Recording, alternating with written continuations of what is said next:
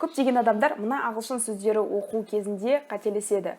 Себебі бұл сөздердің оқылуы ағылшын тілі ережесіне бағынбайды. Бұл сөздер француз тілінен енген.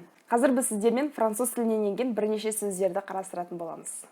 Boutique, unique, massage, cafe, fiancé, champagne, champignon, mustache, ballet, ricochet, chic, entrepreneur, repertoire, reservoir, menu, honor, croissant, ratatouille, leisure, pleasure, déjà vu, omelette.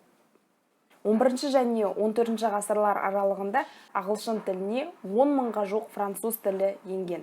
Және осы уақыт аралығында француз тілі Англияда негізгі тілдердің бірі болған.